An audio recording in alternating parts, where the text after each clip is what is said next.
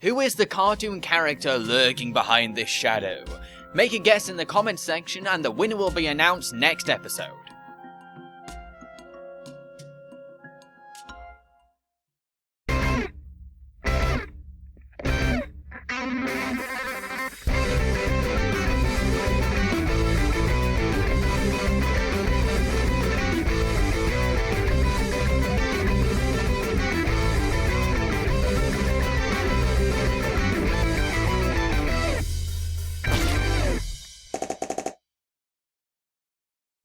Howdy folks, Jambareeqi here. This is an American Tale, Fievel Goes West. It's one of the films I would watch constantly as a kid. I had it on VHS, recorded from TV. It even had a label on it, but on the label it said it had another film on it. I had a lot of VHSs like that, where there'd be two movies recorded from TV and I would have to fast forward through one to see the other. Kind of tedious, but those were the days. So, the question is, do I still really like this movie? Because I loved it as a kid. Well, let's find out. You want to intimidate someone, give them the lazy eye. An American Tale, Fievel Goes West, is an animated western adventure, which is a sequel to the Don Bluth film An American Tale.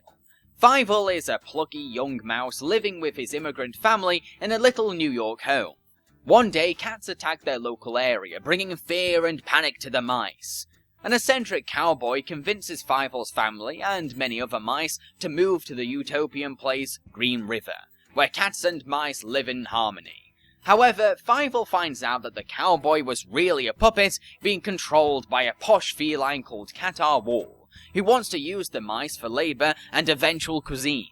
With the help of his best friend Tiger and a retired old sheriff called Wiley E. Burp, Fievel must tell everyone the truth and stop the cat's plan. Now, the most noticeable thing about this movie is that it's got a completely different tone and mood to the first film. While American Tale is dark, heavy and gritty, Fievel Goes West is more friendly and colourful. Yay! I think this is a good thing. It makes it more accessible than the first film, because you have to be really hard-skinned to get through an American Tale. So if you find the first film to be too depressing, then Fievel Goes West is the perfect alternative. Hey, when I was a kid, I watched this film more than the first film. What I like the most about this film is that it's visually stunning. It's a really good-looking movie. It's clear that the directors had a lot of fun with the camera and lighting, because not only are there some incredibly cinematic angles and perspectives that'll remind you of classic Western cinematography, but the film also utilizes the sunlight to create some gorgeous imagery. There's so many beautiful shots in this film because of the way the sun is used. It's awesome! I think the biggest problem with this film is that it gets carried away at some parts. By this I mean it throws too much at the audience, it tries too hard to be funny, it drags things on, it gets too ambitious, it gets too crazy and nutty. This makes the film very obnoxious in some scenes, and it slows scenes down, it gets too much to take in, and it also makes the film seem unfocused, as if it's distracted from its main point or its main story. So, this is a very visually creative film, but it can get really annoying. What about the characters? I like a lot of the characters in this film. Fievel is cheeky, playful, and imaginative. It's pretty cute that he likes to roleplay as a cowboy a lot. What I like the most about him is that he has balls. Despite being a tiny mouse, he doesn't care about his limitation. He will stand up to the cats. Some people may find this overconfidence to be obnoxious and precocious, but I warm to it. Then there's Tiger, who is Fievel's best friend. He is supposed to be the comic relief of the film. He does try too hard to be funny sometimes, but it's pretty entertaining watching him suffer. Then there's Qatar Wall. He is a very elegant and classy villain. He's narcissistic, he's egotistical, and has very high standards for whatever he does. What I like about him is that he has a believable level of charm. By this I mean when he manipulates the mice and tells them that cats and mice can live in peace and harmony, I felt convinced by him, despite knowing that he was the villain. That's how charismatic he is. Then there's Wiley E. Burp, who is the sheriff of Green River, but he's too tired and old to look after this town anymore. He just wants to sleep. There's an element of tragedy to his character, but it's up to Fievel to restore that passion for virtue and justice lurking deep inside of him. So those are my thoughts on the characters. What about the animation? I want to go back to the beginning. You know how I said that this film is visually entertaining but gets carried away with itself? This really affects the animation big time. Because, yeah, it's good looking, it's fluid, it's expressive, it's energetic, it's gorgeous. But because the film can get ahead of itself sometimes, it does get a bit too much. It tries too hard. It gets too hyperactive.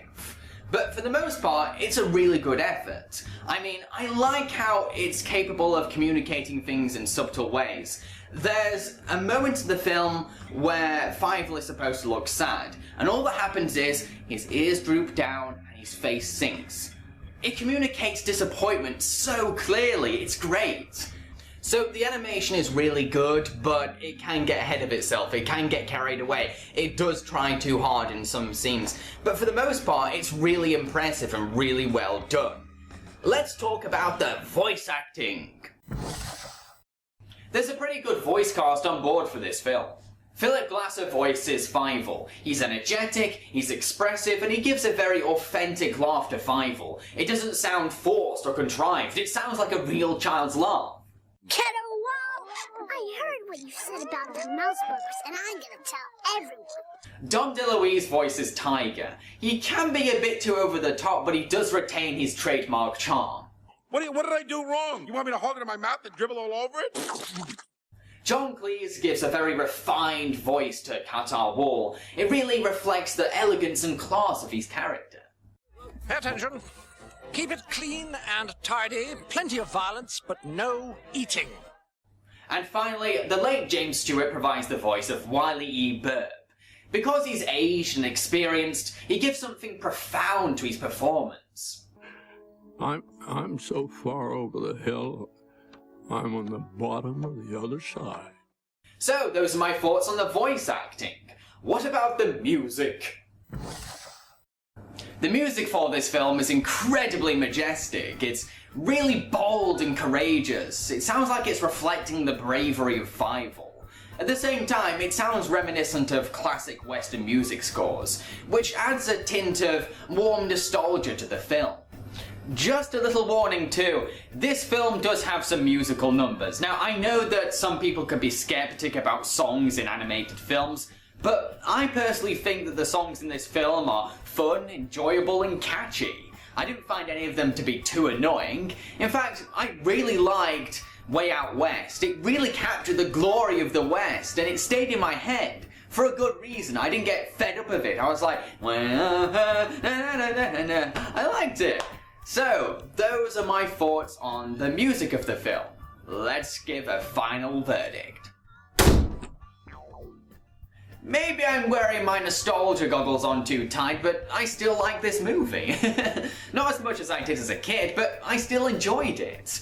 Yeah, it can get carried away with itself, but it has likeable characters, great voice acting, fantastic music, and it looks really good. I feel as if its pros outweigh its cons. It's no masterpiece, but it's worth a chance.